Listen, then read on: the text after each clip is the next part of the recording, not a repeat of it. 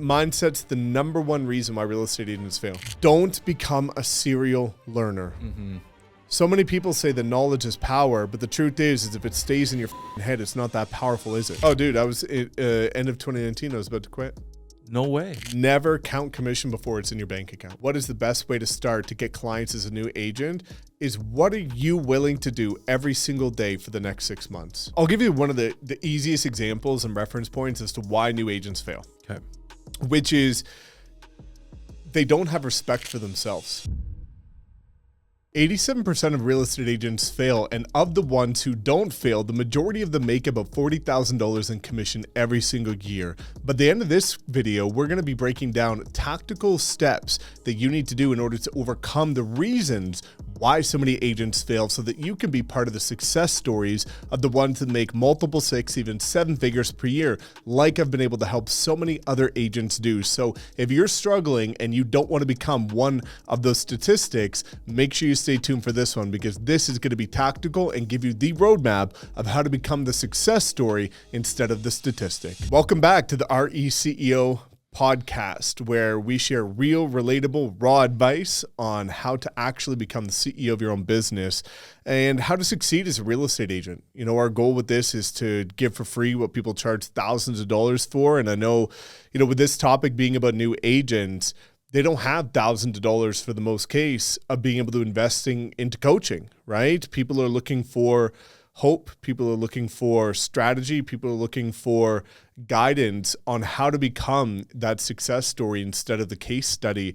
of people that don't succeed. And, you know, the only thing that we ask for all the advice that we share here is to share it with somebody. You know, if you know an agent that is not on track, maybe didn't have a good year, just getting started, and you want them to succeed, please make sure that you share this episode with them. And as always, we do look at 100% of the comments. So if you have any questions about anything that we unpack today, drop a comment below if you're listening or watching on YouTube, and we'll make sure to answer them because we actually want to see you succeed. So I'm really excited, dude. This is probably the most requested topic I've seen in the comments. I get asked this on DMs all the time, and I know that there's going to be a lot of people either A, that didn't have a good year in 2024 and have lost hope or are losing hope, or people coming into this in 2025 as new agents who don't want to be part of the 87%. So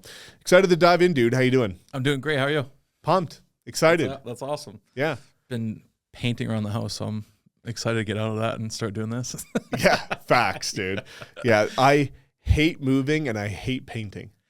It's tedious work. It's not hard, but it's a nightmare. It's messy, and it's just, I think I should have paid someone to do it. Did I ever tell you when I absolutely destroyed one of my rooms, the only time I ever painted? No. So before we get into this episode, back when I was broke in 2016, I was just about to quit engineering and getting into real estate. And I'm like, okay, I want to paint my room to be, because I'm going to be working from home, right? I'm a realtor. I'm going to be in this home office, AKA my bedroom, the whole day, every day. And I wanted it to be like a luxurious color so that I could record videos and have this gorgeous background. Yeah. And I thought, so I'm like, okay, let's do some inspiration searching here. So I went on Instagram and I was going down the rabbit hole and I found this like blue and it was gorgeous. It looked like it could have been in a 6-star hotel, if that even exists, which it doesn't, but I think there's a 6-star in Qatar. 7-star in Dubai. Right, yes. Yeah. But it looked gorgeous. So I looked at it and I'm like, okay, I'm going to go to Home Depot and I'm going to find this color. Yeah. And so I go there and I find the little swatch and I'm like, this is the color, right? It looks exactly like it. Well, I didn't realize, because it's my first and only time and last time painting, that what shows up on a swatch isn't exactly what it looks like in a room. Oh, no. So I start painting this room. And dude, by the end of me painting, I get the first layer done and I'm like, okay, this isn't going as planned. Yeah. But then I Google it and they're like, okay, it should look more normal by like the second or third layer. So I get through all the layers, dude, Smurf blue. My whole room, Smurf blue, and all the accents in my room, the floor was like real hardwood floor. So it was Smurf blue against grainy wood. Oh my God. And I had to spend first house. I had to spend every day in there, all my cold calling, all my videos, my first year of real estate. That's why I started going to my Remax office in the beginning, because that makes sense. I was so embarrassed of how this place looked, dude. It was Smurf blue. Did you pay back to white? Or? When I sold the house, I ended up painting it like an off-white because I was like, I can't list my own house with this room. It's the master bedroom. It was atrocious. That was your master bedroom, sir? Yeah. Oh my God, Mike. Yeah. So that was my hilarious first and last time painting ever, and I had to deal. And dude, the color and the vibe of your room ends up impacting your mood. And every time I walked into that room, I was frustrated because I was like, I hate this room, but I didn't have the money to repaint it another color. So I had to just sit there and make my calls in this disgusting room. And that was my first year of real estate. Welcome to the RE CEO podcast. Yeah, we're talking about painting now. Yeah. That is hilarious, dude. Yeah. Luckily, we're not painting it blue, and it hasn't been blue, so we're off to a good start. Let's go. I want to dive in here because I think I was surprised about the statistic of how many first agent realtors end up not succeeding or dropping out and stuff like that. And curious to see what you think that's what's causing that. Because they always come in, they're pumped, big dreams. I'm going to do X, Y, Z. And then after the first year, they're donezo. Yeah. So I'll give you one of the easiest examples and reference points as to why new agents fail. Okay. Which is they don't have respect for themselves. And let me explain this and why this is so important. When you look at a 9-to-5 job, if your boss tells you to do something, you're going to do it. And if you don't, there's immediate repercussions. And the reason why you're going to do it is because you have respect for your boss and you're going to do what they tell you. The interesting part about real estate and being self-employed is almost every agent, if they've watched YouTube videos or put any effort into learning anything, knows what they need to do on a daily basis. But when it's themselves telling themselves to do it, they don't do it. If somebody else told them to do it, they would do it. The only difference is they don't have respect for themselves and their own standards. And they're okay with negotiating repercussions, right? Because in real estate, if you don't do the things that you know you need to do, if I don't want to prospect today, nothing happens. Yeah. If I don't want to prospect tomorrow, nothing happens. And then 6 months down the road, you wonder why you're broke and you have no clients because you've just negotiated with yourself because you don't have respect for your own standards. And that's one of the number one reasons why new agents fail is because they're willing to negotiate with themselves because they don't have respect for their own self. Do you have any tips and tricks to get ahead of that? You said it loosely in the beginning, which is you need to identify your why. And this sounds so cliche, but I want to help people understand because you said this so beautifully, which is that, by the end of people's first year, they burn out. But when they get started, like, I don't know a single agent that gets into real estate and then they're like, oh shit, I passed the test. I guess I'm going to try it for 3 months, right? Like people get their license and they're pumped. They're like, I'm going to change my life. I'm going to get the car I want, the house I want. I'm going to become wealthy. Like they're excited. And then life hits them and they have to do all this shit that makes them uncomfortable. And then they forgot why they got started. And this is why it's so important. Like one of the things that I advise new agents to do is to, number one, get clarity on why you're doing this, but that why has to be bigger than you. So for me, my why has always been 3 different components. Number one, my current family, right? Mom, dad, Jess, sister, which is I want to provide a better life for them. I want to be able to spoil them and create amazing experiences for them. I have always remembered that. My second component to my why has always been my future family. When I get married one day, when I have kids, the work I'm doing today is going to set them up for success to the point where, when I grew up, dude, parents both 9 to 5, weren't making a lot of money. so we had to deal with the 2 weeks of vacation. And when we had the 2 weeks of vacation, we couldn't afford, cool trips and stuff like that for the most part. So my parents did what they could, but we didn't have these lavish experiences. So I wanted to make sure that time was not an issue by the time I have a family, and money was not an issue. So now I'm thinking about the future. And then the third component, the selfish component to my why, is I want to prove to myself what I know I'm capable of. So those three things have been top of mind at all times. And what I did in my first year, and I can prove this because there's a video on my YouTube channel if you filter by oldest, which is I made the commitment that if I hit my goal in my first year, which was to break 6 figures, I'm going to buy my dad his dream road bike. And I made that commitment to myself. So every single day that I didn't feel like prospecting, I didn't feel like door knocking, which I did for 3 hours a day, 7 days a week for my first 6 months. Every day I didn't feel like cold calling. Every day I didn't feel like recording a video. I would just think, I'm not going to be able to do this for my dad. And being able to get clarity on your why, but then associate a goal with a reward, and then sharing that with somebody is the most important thing. So one of the things I was telling the agents to do, let's say you've got kids, most agents do. Write out your goal and say, okay, I want to do 24 deals in my first year. Share that goal and say the reward for doing 24 deals in my first year, when I hit this, not if, when I hit this, I'm going to take you guys, the kids, I'm going to take you guys to Disney. Share that with your 5-6-year-old kid. On those days you don't feel like recording those videos, and you remember that if you don't do those videos, if you don't make those calls, if you don't knock those doors, you just told your kids you're taking them to Disney. And if you don't hit that goal, you're not going to be able to afford to take them. You're going to fucking do that shit that you don't want to do. But the problem is that people keep their goals to themselves so that if they don't hit them, there's no repercussions. Nobody knows it. Nobody knows what you were trying to do. It's okay. But that's what people get in the habit of doing every single year.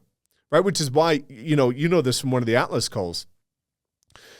I made a commitment to myself back when I had about $5,000 in my bank account in my first year, that if every day I don't prospect, I have to donate $100 to a local charity. $100 for me back then was a lot of money when you've got $5,000 in your bank account and your living expenses are $3,000 a month. So I couldn't just loosely afford to do that.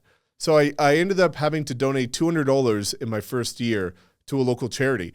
That's a win. It's a good cause. But that also meant I crushed it every other day aside from 2 days.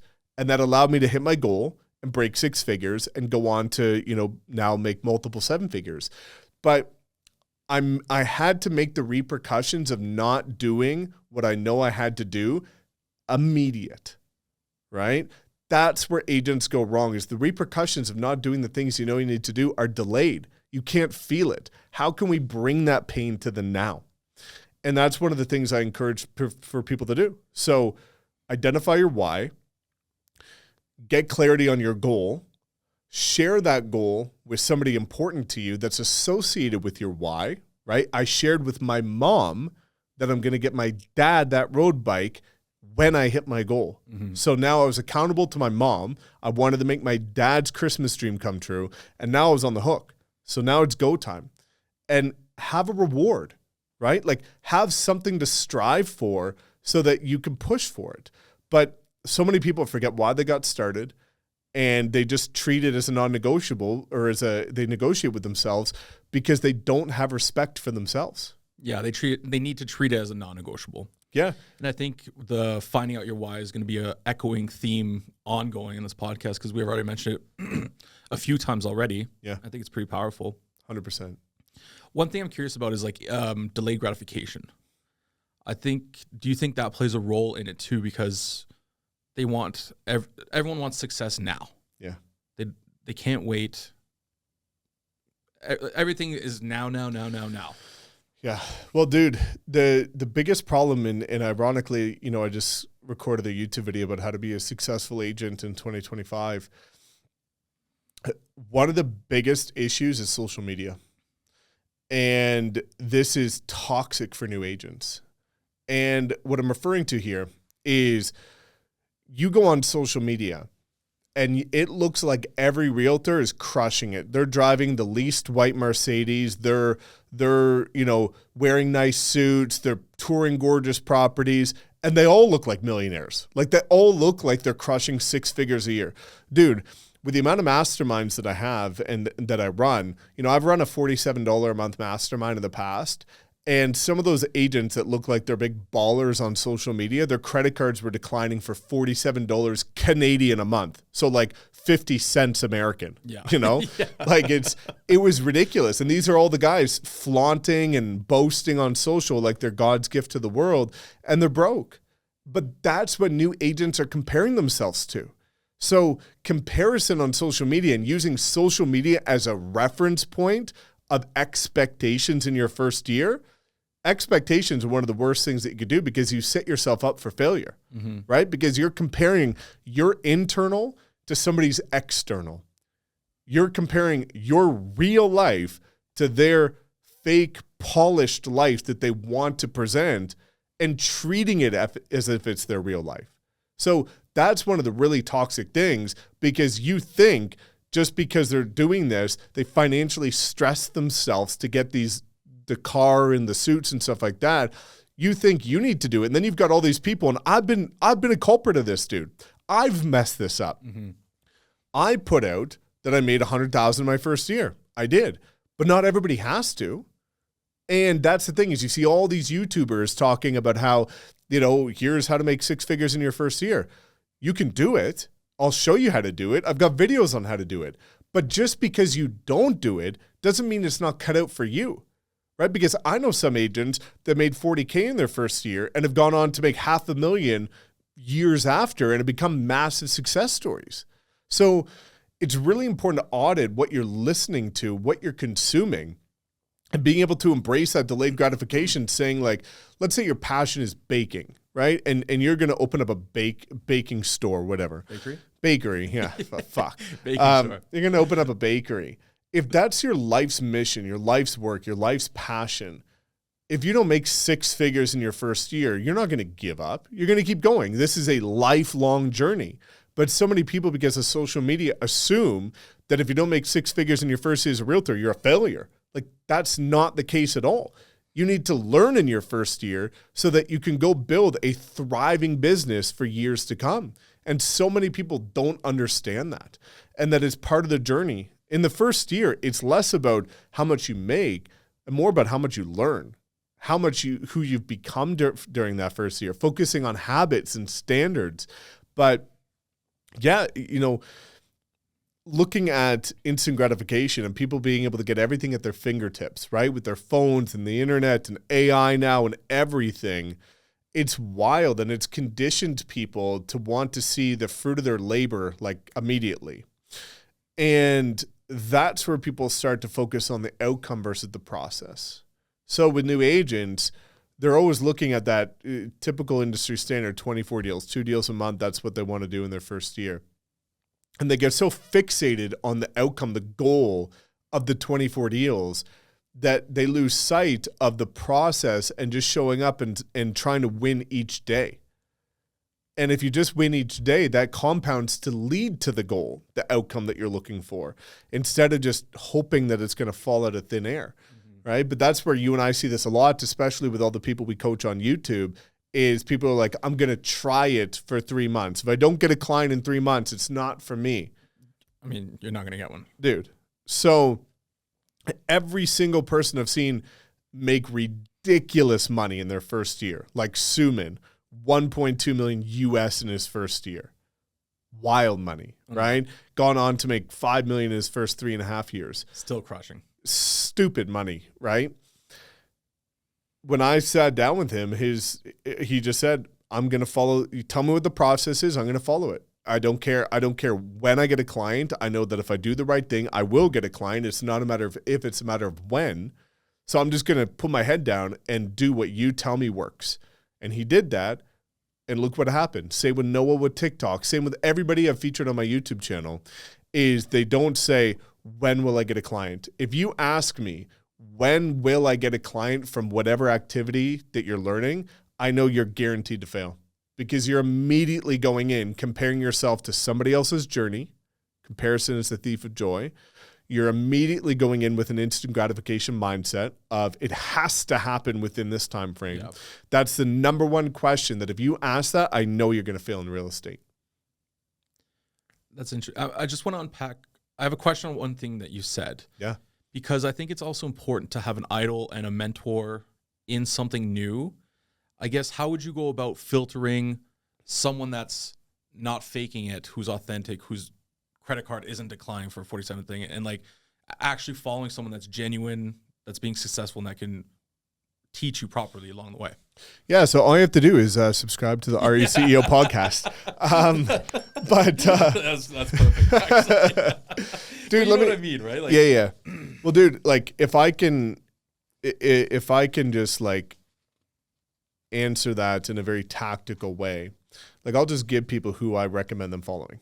And this is not a shameless plug, but again, everybody that I've featured on my YouTube channel are practitioners that have actually done the work, which is why I have upwards of 100 interviews on my YouTube channel, right? Of people of all walks of life, every race, ethnicity, gender, language, demographic, culture, age, like everything. So I encourage people to go check out some of those interviews and find somebody that you see yourself in, because these are all real practitioners. Another person, Joshua Smith, that's who I learned from, right? Joshua Smith, he has sold over 7,000 homes. He's one of the top 1% agents in the world. He was top 30 under 30. I don't know anybody's videos who are more tactical than his when it comes to like granular, detailed, exactly what to do based on what's happening in the economy right now. Like his level of understanding is superior to almost anybody else. So I just look at who are people that have had a successful track record themselves and are now coaching, not the people that are posting and aren't being realistic, aren't being vulnerable. Like that's why, like, I tell people all my pitfalls. Like I'm very honest about all the shit that I've been through that's wrong, so that people don't think I've got this magical life where everything's perfect and that I'm just like putting this external out there that's not real or relatable. Same with Josh. He talks about all of his mistakes. Like find somebody who you could tell is genuine and not just posting, right? Like I find you have to look at the advice they're sharing. And the beautiful part about if you actually look into real estate on a more detailed level is you can look at somebody's production. You can Google and look at how many listings they have. There's right? Yeah. So be very cautious and audit who you're consuming, because content, right? The content you consume becomes your thoughts, and your thoughts become your reality. So the content you consume carries a lot of weight in your life when it turns into the reality that you think of on a daily basis, right? So I encourage people to be very mindful of and do an audit of this. Or, you know, when you open up your Instagram or your TikTok or whatever, after you scroll for 5 minutes, do you feel inspired? Do you feel happier? Or do you feel sadder, more depressed, more anxious, more like a failure? How do you feel after 5 minutes of scrolling on your Instagram? For me, like my shit either makes me laugh or motivates the hell out of me every time I open up my Instagram. So when I'm about to wind down my day and I scroll for 15 minutes before going to bed, I'm cool with that because it actually fuels me with good shit, either laughter, happiness, or motivation. You look at most people, they look at their Instagram and now it's just comparison with all these other agents, and they leave depressed and, oh my God, they're so much further ahead than I am. Like they're crushing it. And why am I not? And they leave more depressed than when they got on it, right? That's toxic. So you have to audit what you're consuming and how you're feeding your brain. I think Louis said something great in the Atlas call the other day too. He's just like, if your feed is all other realtors, you're doing it wrong. Yeah. He's like, don't follow the realtors, because then you're just going to get in this crazy loop. But I think it's a good gauge too. Like, how do you feel after 50 minutes of scrolling? Is it good, bad? And once you find that person, just reach out to them, because I know you reached out to Josh Smith early on in your career too. And you said you were lucky enough to get on a video with him too. So were you scared to reach out, or like, what if they don't reach out back? That's cool. You miss 100% of the shots that you don't take. Yeah. And for me, like we're in such a beautiful era where you don't need to spend thousands of dollars a month to get coaching. Like if you know how to properly leverage ChatGPT, if you know how to properly audit who you're consuming on YouTube, dude, like from the content that I've put out, Josh has put out, and some of these other incredible individuals have put out, you can learn everything that you need to know. Mm-hmm. Like on my YouTube channel, like people don't realize this. I've invested over $730,000 into my own coaching, like into learning myself. And I share almost everything that I learn on my YouTube channel for free. So you don't have to go spend $750,000. So information is out there. You just have to make sure that you're consuming it and that you're auditing what you're consuming. So I don't think people like, yes, if you can afford a mentor, yes, like mentorship at every single point of your life is critical, but that doesn't mean you have to pay for mentorship. Like my first mentorship was watching and listening to Joshua Smith's YouTube videos, right? And then I was able to pay for a coach and get into new communities and pay for new masterminds, but don't use lack of income as an excuse as to why you can't get mentorship. Just get it for free. Right? And make that a staple in your day every single day. Is there something different about like traditional based brokerages and cloud-based brokerages that you think might be a different approach for new agents? The truth is, when it comes to real estate, you're going to succeed or fail no matter where you're located. Okay. And that's so many people put such a huge emphasis on the brokerage, right? And I did in the beginning because I didn't know any different. Everybody tells you that because the truth is most people telling you that are the ones that own the brokerage and they want you to join, so they put all the emphasis on the brokerage. Yeah. Right? Now, there's a big caveat to that because I've seen it within our group at EXP, is that I know, and I've interviewed them on my channel, many new agents that closed 0 deals at their past brokerage joined our group at EXP, the Wolf Pack, and have gone on to close 6 figures in their next 12 months. Or we had a guy who was at a traditional brokerage. He did 0 deals for 6 months, joined us, introverted, mid-40s, never put out a video in his life, helped him launch his YouTube channel. He did 76 deals in the next 12 months, changed his family's life, retired his wife. 1 year. Who you surround yourself with matters. And your life is going to be a byproduct of your peer group, and you're the average of the people you surround yourself with. So what I found is that when I was at a traditional brokerage, the benefits are usually that you've got an office that you can go to, which is fine. But the disadvantage is that almost every single agent is going to hoard their information. So I joined the brokerage in the beginning that had all the rock star agents, all the luxury agents, the heavy hitters. I'm like the big brand name, all the market share, because I made the false assumption that they're going to want to actually help me. But when they see somebody that's driven and motivated, dude, they don't want to help you with shit. They want you to, not succeed because they want to keep the market share for themselves. That's just the truth. But when you look at cloud-based brokerages, and why I love it, is that we're geographically fragmented all over the world, all over North America. So you've got, people making 6 figures a month from TikTok in Florida, sharing those strategies with you in Michigan. And then agents making 6 figures a month from Instagram in Seattle, sharing it with you in Texas. Like we've built such a collaborative group that it tends to lift people up. So I know I'd be successful at any brokerage that I'm at. The brokerage is just the vehicle, and I think it's important to get compensated as much as possible for the effort you're putting into your business, which is why I prefer these cloud-based brokerages with multiple income streams. However, the also benefit of it is, again, that collaborative nature where sharing is encouraged because we all win instead of hoarding information. Was there a point at the beginning that you wanted to quit being a realtor? Oh, yeah. Oh, really? Oh, dude, I was end of 2019. I was about to quit. No way. What brought you to that? Because obviously you were putting in the work. You knew your why, your everything. So why? This is something that I've talked about when it comes to like comparison, and I no longer get trapped in that. But what happened is that, back when I was in production, 27% of listings were selling in Calgary. It was the worst market in North America. Okay. And our average commission is also the lowest in North America. So after crushing it in my first 3 years and, scaling my production, getting the top producer awards, things like that, I was making like $350,000, and I was seeing these people in like Denver and not Louis, but other people that I know there that are doing the same volume of homes, but making triple the money in US dollars, and homes were selling in 3 days over list price. And I'm listing homes and they're selling under list price in 60 days, and you're making a third of the commission in Canadian dollars. And I started realizing like, maybe this isn't the vehicle for me. And thankfully that's when I realized, through what I've learned and the coaching that I've been able to invest in, that I can help others in those markets with my principles that did work for me. And you're going to be able to make a heck of a lot more money by doing it in your market.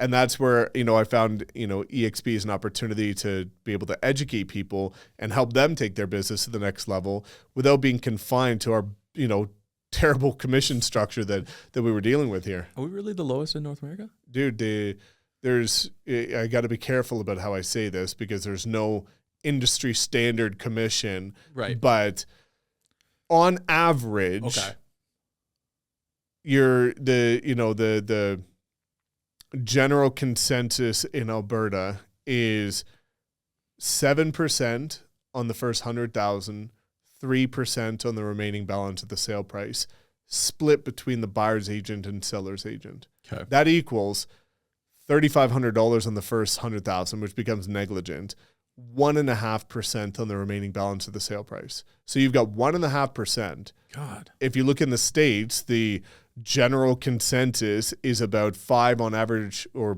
more realistically, 6% total. So you're getting 3% per side. So double the commission in US dollars across the board. There's nothing more than hustling hard for less money, and then you see someone doing less work, yeah, making triple your Dude, it was wild. Even most of the rest of Canada is 5% total, and that's split between the two, so it's 2.5%. So it's an extra percent in Ontario, New Brunswick, things like that. Has it always been like that? Yeah. So again, everybody caveat. Everybody has the right to negotiate their commission, yes. And there is no industry standard. But when you look at the general consensus, that's what people charge. You talked about this too, like someone joining real estate for 3 months saying they're going to try it out. Do you advise someone to come in part-time to try real estate and keep going with that? Because I think it's going to give you a false sense of what it actually is instead of coming in full-time into real estate. I started part-time. Right. So there's, you have to be realistic about this, and there's nothing wrong with starting part-time, right? Like I always tell people this, and there seems to be this massive stigma around part-time agents. I'm not saying this about you. I'm saying when you look at like most coaches on YouTube, they're like, the only way to succeed is if you go full-time and all in and full tilt. No, that's dude. What I'm saying. It's just no. You get that stigma. It's just like, I have to drop everything, go into real estate now. No. If you think about, let's keep on the topic of like a bakery, right? Yeah. If you're working a 9 to 5 and you want to open up a bakery, I know people in Calgary who've actually done this, right? And they've actually gone on to open a bakery. But what they did is they worked their 9 to 5, and in the evenings, they were baking cookies. And they were selling them on the weekends. Mm-hmm. And they were able to do that until they were in a financial position to stop their part-time or their full-time job and go all in with their cookie business, which ended up becoming a success story in Calgary. It's really cool. They're from Venezuela, right? Really great couple. But if you look at anybody that's successful who didn't just cut it straight, they did it naturally because they have, other liabilities. They did it in the evenings. They did it in their free time, right? Because the truth is, when I got started in real estate, I was 24. I was single. I was not married and I had no kids. Mm-hmm. So I could take on more risk than the average person. But if you're getting started, dude, and you've got kids, a mortgage, a spouse, and all these people depending on you, it's a different level of conversation that you need to have when it comes to finance and budgeting. And that's okay. So but here's the really important thing about part-time agents. You have to commit to a plan of getting out of part-time, because this is where people go wrong. I made the commitment that when I get 2 deals under contract, that I'm quitting engineering. I got my first 2 deals under contract within my first month, and then I got paid out to my second month of being a realtor. I quit at the end of the first month, quit engineering, because I knew I had 16,000 and some coming in the next month, right? But I had a plan and I stuck to it. Where so many people go wrong is they kind of just say, I'm going to go full time when I'm ready, when I feel like it. And those people end up becoming part-time agents for 5-6 years, and they never get out of it because they haven't committed to a plan. And just when they close 3 deals, they start spending a bit of money and that 3-deal commission goes away. And then they're like, but I got to get more deals. And you have to make a commitment and say, when this happens, that gives me the confidence and I'm able to float my lifestyle, my family, or whatever your situation is for the next 6 months if things don't go as planned, and rip the Band-Aid off and burn the ships. Because then when you do execute full tilt, fully committed, you're usually going to go crush and build more momentum. But there's nothing wrong with starting part-time. You just have to realize that you're going to have to strategically allocate your time that you do have. Because here's where agents go wrong that start part-time. They work a 9 to 5. Their client wants to go view a property at 1 PM. What are you doing? Right. So what I advise people, and I've helped many part-time agents go full-time, is that they focus on high leverage activities in the evenings. Creating YouTube videos is the most common one because it's scalable, it's evergreen, and creates massive leverage. Open houses, showings, prospecting on the weekends. That allows them to maximize their time, but strategically partner with another agent so that if your clients are flying in from out of town and they need to view a property today that just came on the market that might sell tomorrow, you can say, hey, I've got my business partner, Pat. He's going to be able to help you. I'm just tied up for today because of my schedule. You don't have to tell them you're working another job. And he's going to take care of you, or she's going to take care of you. And have a plan for what you know is going to happen. But where part-time agents get stumped is they have this imposter syndrome of saying, why would somebody trust me? Because I can't go all in on them. Well, that's a limiting belief. Find a structure that allows you to fully commit to them. It's just going to have to be a bit of a process in the beginning. It's all a learning process, right? Yeah. Let's talk about managing expectations. Because you shared a story on a previous episode where someone's trying to sell their house. The listing got expired. You ended up selling it within 20 days, but then you ended up not getting paid because they fled and all that. And there's something to that because you were expected to make money on it that you needed and you didn't get it, but you had to keep going. Yeah. And I think these expectations, you set yourself up and you're going to get your teeth kicked in eventually, but how do you keep going? Dude, one of the greatest lessons that I ever learned as a new agent is don't count your commission before it hits the bank account. Never count commission before it's in your bank account. Because what happens is you'll get a deal under contract and maybe it's like a $500,000 property and you're counting the commission, maybe it's like $10,000. And not only is it already spent, but the problem is I've had deals where I've counted that commission, you're depending on it, you're expecting it, and then conditions fall through. The buyers get cold feet and they back out. Something happens with the property and the deal doesn't go firm. And you're now depending on that income and treating it like it's guaranteed with all these, high expectations, and then it doesn't come together. And that ends up putting you in this very toxic state of doubting yourself, doubting the industry, doubting your potential because of the income that wasn't there in the first place. So I always encourage people not to count their commission before it hits the bank, right? And managing those expectations, the goal of any new agent is realizing, I think this actually is the first thing people should realize, is that your biggest competition is the person staring you in the mirror. It's not anybody else. Because what I've realized is that if you actually achieve your potential and what you're capable of, you won't have any competition. You can only be the best version of yourself. But so many people are, again, comparing themselves to other people instead of just looking, how can I get 1% better every day? Right? But again, we talked about this on the Atlas call. One of my best pieces of advice that I could give any agent, regardless of experience, is think of somebody that's a role model to you, somebody that you look up to, somebody you aspire to be like, somebody that's like, you would just be ecstatic if you met them. For some people, it's Tony Robbins, it's Ed Milet, it's whoever, right?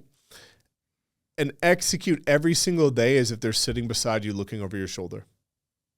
Because what people will see is that half the time you're just sitting there scrolling on social media, designing shit on Canva, wasting a bunch of time on these low leverage activities that you know if somebody you aspire to be like and you look up to was sitting beside you, you wouldn't fathom be doing that. You'd be executing on a war path with clarity, with conviction, with confidence. You'd want to impress them. You need to get to the point as a new agent where you want to impress yourself at the end of the day by what you accomplished. If you get to that point, your business will be on a radical trajectory to breaking multiple six figures every year. But the problem is nobody's watching. So again, that goes back to delayed gratification, right? Delayed repercussions. You need to make those repercussions immediate. You need to feel it now. And so many agents don't. So that's where they can negotiate with themselves. But every single day I sit in here, even still to this point, I think if somebody that I'm paying a shit ton of money to coach me was sitting here and I know their standards and I know their expectations, dude, and I'm sitting here wasting time or spending time on something that they've taught me not to spend time on, what would they think? What would they do? Right? You disappoint them. And disappointing somebody is the worst feeling, right? It's worse than pissing somebody off, right? You never want to disappoint your parents. The worst. I'm disappointed in you, right? But that's my greatest piece of advice. Operate as if somebody you look up to is sitting beside you watching every single move. Change your business forever. I love that. And I don't think that's just for real estate. That goes anything. Yeah. Right? It's like the gym, right? So many people are like, oh, why am I not getting in better shape? I'm like, it's not just what you do, it's how you're doing it. That's one of the greatest lessons that my mom taught me, is that if it's worth doing well. There's standards to this, right? That's why you see people that go to the gym and they've gone to the gym for 5 years. I see them every single day at the same gym at the same time, and they look the same as they did 5 years ago. Mm-hmm. Why? Because it's not just showing up, it's how you show up, right? You give yourself 30 minutes to do cardio. You can walk on the treadmill, or you can run on the stair climber. You're going to get two radically different outcomes. Both people went to the gym, both did cardio for the same amount of time, two drastically different outcomes because of how one decided to execute and how they showed up, not just the activity that they're doing, right? So this goes back, and this is a really great piece of advice for new agents. Oftentimes when agents are getting coached or mentored, or they watch a YouTube video, what to do, they're like, okay, cold calling. You need to make 100 cold calls in a day, or knock 100 doors in a day, or put out 2 YouTube videos a week. Let's look at cold calling. They'll say, this coach told me to make 100 calls. So I'm going to call you, Pat. Hey, it's Mike Sherrard with eXp Realty, or, just wanted to see if you're interested in selling your house this year. And you're going to say no. And I'm going to be like, okay, no problem. Thanks. Have a great day. On to the next one. And you're there executing to hit numbers. That's your goal, is to hit a vanity metric of 100 calls. When I door knocked, it wasn't just to hit 100 doors. I didn't want to get off that doorstep until I exhausted every single possible objection handler to get contact information. Mm-hmm. And if I exhausted everything and I still got nothing, cool. Then I'll go on to the next door. 2 different ways to prospect. And people are like, how did you do so well with door knocking? Because I did it with intention. So it's not just trying to get 100 doors. I wanted as many contacts as I could get, right? It's not just putting out 2 YouTube videos to put out 2 YouTube videos. It's, can I watch these back? And these are so valuable that if I can remove my realtor hat and think unbiasedly from the consumer's perspective, I would want to reach out to me. This is where so many agents go wrong with ads, is they run this shit Facebook ad. And I always ask them, like, if you were not a realtor and this landed in front of you, would you click on it? Mm. And would you put in your correct contact information? Because it's so valuable, you need what's on the other side of that. And most people will say, no, I wouldn't click on it. Then how can you expect others to click on it?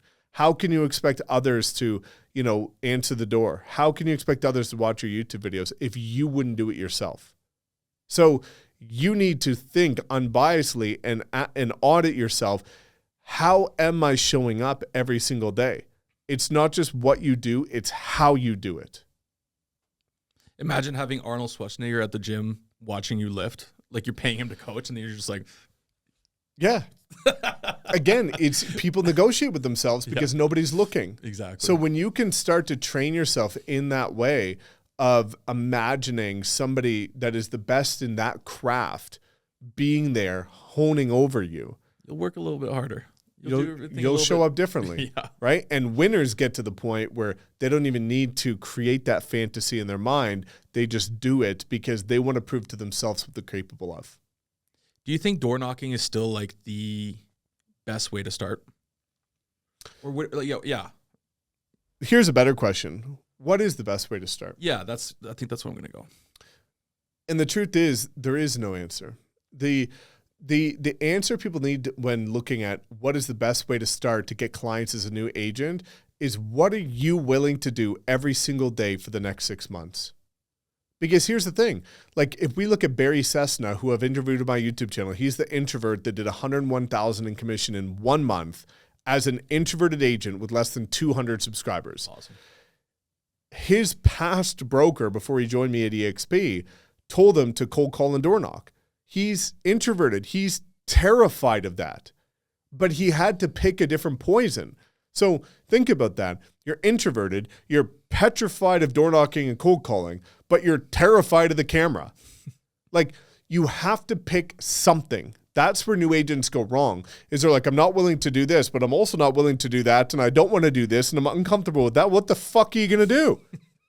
Right? Like how are you going to get clients? Get out of the industry, dude. Yeah. Right? So you have to pick something. You have to pick what you're going to dislike the least in the beginning that you're willing to do. Right? So for me, I wanted to get outside of that goddamn Smurf blue room. What? Yeah. Get out. Every day. So I was like, okay, I want to get outside. I feel like I can bring energy. And I think, because I cold called too, but what I found is that you can't build much of a connection with somebody on the phone. It's hard. Right? You have no idea. Am I 50? Am I 30? Am I showing up with a smile? Am I grouchy? My Smurf room, right? And I found that if I door knocked, let me just try it out and see if I can show up with positive energy. And that might translate to people. And maybe like I find, and I'm this way myself, I look at consumer behavior, right? When somebody cold calls me, I don't answer or I hang up. That's naturally how I operate. When I was at my old house with the Smurf blue room. You have pictures of that? Yeah, I'll show them to you. Before I got my real estate license, when I was studying for it, I actually had some utility. It was 2 young girls that were like selling utilities. Dude, and they door knocked my house and I used their service because I thought they seemed friendly. Mm-hmm. They had a good presentation, like a good pitch, and they provided values to how they can save me money. And it was in the snow, and I'm like, damn, they're putting in the work. And I respect and I admire that. So when people come to my door, you know this, the kid that shovels my driveway. Hustler, 14-year-old hustler, dude, making like $20K a winter. He's a beast. At 14 with no overhead expenses, no taxes. I respect that. So I open the door for people. So my consumer behavior is I'm much more open to answering the door than answering the phone. So if I operate that way, I'm going to show up as if other people will operate that way too. But if you slam the door on people, you're probably not going to door knock that well because you're going to expect other people to slam the door on you, right? But to answer your question, you have to choose something. And that something has to be something you're committed to doing every single day at the highest level because everything works. I see so many agents and I feel so bad that their brokers tell them that the only way to do it is this way. Leverage your sphere, make these calls. No, dude, you can do well with anything if you become great at it. And if you do it every day and improve every day. So I always encourage people to try things and see what you're willing to commit to. I think anyone that's door knocked in the past will always open the door to someone door knocking Yeah. because they know how brutal it is. Yeah. The guts, the balls, whatever. Yeah. I'll always open them and I'm always nice. Yeah. I usually don't buy. Sometimes you get a good deal, but you always end up that. Yeah. Going into real estate seems like a good opportunity for a lot of people, and I truly believe it is. But I think you have to end up selling yourself for these services. But I feel a lot of people don't have that ability. Do you think that's necessary? In which way? Like to get clients, to get the listing, you have to sell yourself as the realtor. Ooh, yeah. So this is one of the biggest perspective changes that I ever had as an agent. Let's say that you have the cure for cancer. Yeah. If you have the cure for cancer, would you door knock every home knowing that there could be somebody behind that door that has cancer and you have a guaranteed solution to it? Yeah. You would door knock every home. You would call every person. You'd put out videos about it because you're so confident that you have something of value that can benefit other people. Where agents go wrong when it comes to prospecting is they don't believe in the value that they're bringing. So what happens is most agents feel like they're soliciting when they're prospecting. So how do they come across? Solicitational. Yeah. Whereas for me, I had to fully convince myself that if somebody in, I door knocked in all these Southeast communities that I now live in, that you live in too. But I was so convinced that I would go above and beyond anybody else, that if there was somebody behind that door, that I'm going to be the best person to do the job for them. So I didn't door knock feeling solicitational or feeling like I was prospecting. I door knocked feeling like I was bringing actual value to the community because I knew my work ethic and I knew what I was willing to do. So that's why I was able to show up with door knocking, and I was okay with like selling myself because I knew the value that I brought, but I was fully confident and convinced myself that I did bring true value. But most people don't believe that they bring any value. So when they prospect or cold call or network or put out videos, it falls on deaf ears because they haven't convinced themselves that they're valuable. So you need to convince yourself as an agent that you have a solution people are going to benefit from. And once you do that, it goes from selling to serving. When you focus on serving people, you show up differently, right? That goes back to if you had the cure for cancer, you feel like you're serving your community. You feel like you're serving people that have an illness that could benefit from you. If you start focusing on serving instead of selling, you're showing up with value versus showing up with the outcome of a transaction. That's the huge shift that I needed to feel like, because I felt that imposter syndrome too in the beginning. But then when I door knocked that first day and I got 2 listings the first day I was licensed, like, dude, I actually helped these people. And then I got confidence of there's other people out there just like them, right? Several of them. Because here's the thing, and we've talked about this loosely before. How many agents have met somebody that you have a conversation with them and they find out you're a realtor and they're like, oh shit, I just bought a home like 6 months ago and the agent was terrible. I wish I knew you at that time. You hear that all the time. So by not prospecting, by not putting out content, you were doing a disservice to your market because there's people out there that are going to work with an agent who cares less than you and puts less effort in than you because they didn't know you exist. So I treat it as an obligation, as a duty of value to put out content and to get in front of people because I know I care more than the average person. It's a great way to put it. I was just thinking that too. Everyone's told me like, oh, you'd be such a great realtor. But that perspective of like, where were you a month ago? It's like, exactly. I was here. I was hiding. you were doing a disservice to people and they are getting terrible experiences, maybe spending more money than they need to, or losing more money than they need to, or having more stress and anxiety throughout the transaction because you got in your own fucking head. Yeah. Like take it easy on yourself. Just do the best job that you know you can do. And that's going to get you, going to get you somewhere. Exactly. Right. Because that's where so many agents go wrong, dude. And is that they're focusing on perfection, not connection. Yeah. This is all that you need to realize with social media, with prospecting. It's show up with the mentality of serving, genuinely provide value and be convinced that you have value to provide and know that you're doing a good thing for other people. And if you do that, you're going to make connections, and connections turn into transactions.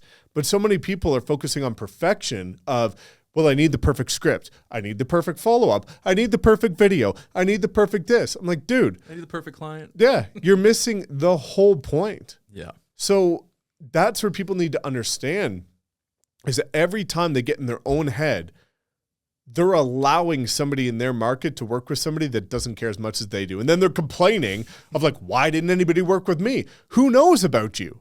Nobody. And that's your fault. It's just a game of getting your name out there. That's all it is. And now we're in a beautiful state. And the state that I'm referring to is that back in the day before, like basically in the 90s and shit like that. The yellow pages. That's what real estate was, right? Yep. It was the more people you know, the more business you did. But because of social media, now it's changed to the more people who know you. So for me, like again, I became the number one attractor at EXP, personal attractor, and I didn't know like anybody that joined me. They knew me through my content. So they reached out to me, right? And now if you build a strong personal brand as an agent, which you can do in your first year like I did, right?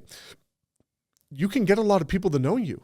And then if you spend the other time getting to know other people as well, you know a lot of people know you, you can do a ton of deals.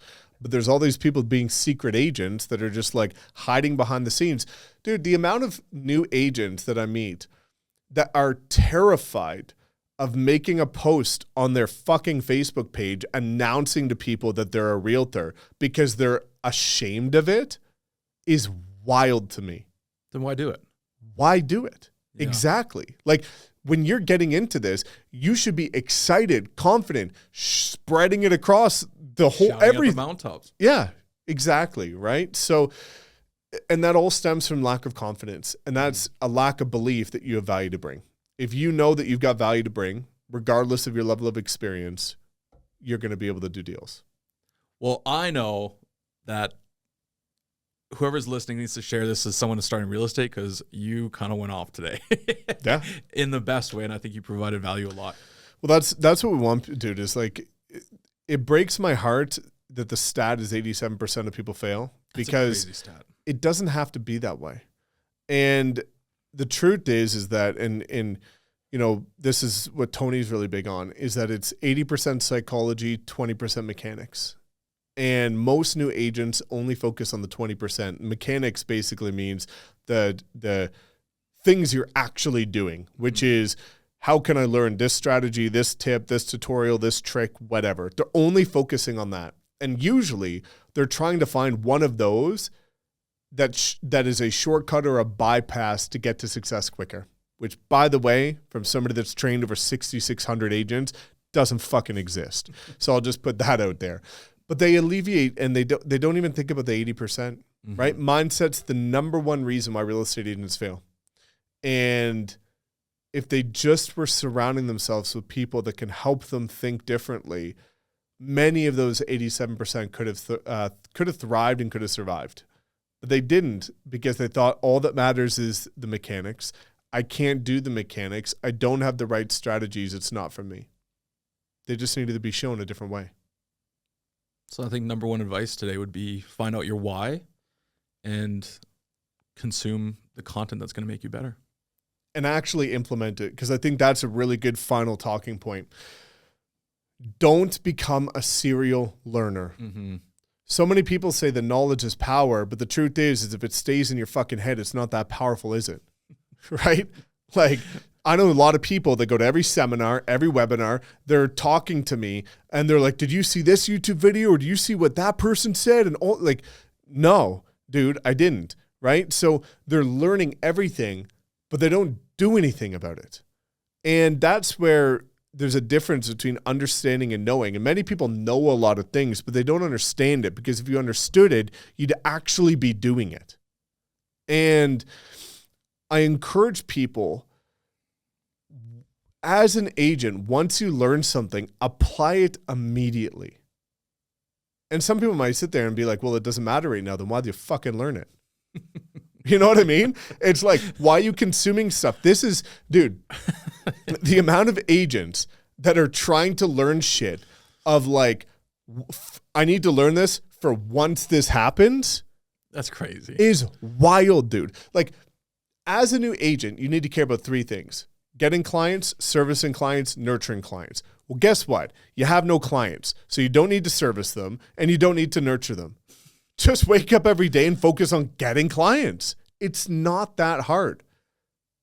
That's where agents go wrong. It's like everyone that says, should I have 2 YouTube channels? Yeah. But they fail to be consistent on one. Dude. Like, yeah. Should we pump the brakes a bit and then just figure that one out first? Yeah. That's such a great reference point, right? People are overcomplicating it as an excuse as to why they can't take action. And winners take action no matter what. So every time somebody's overcomplicating things or making an excuse, you have to realize there's an agent in your market that's not even contemplating that shit, and they're just executing on what you also know you need to do every day.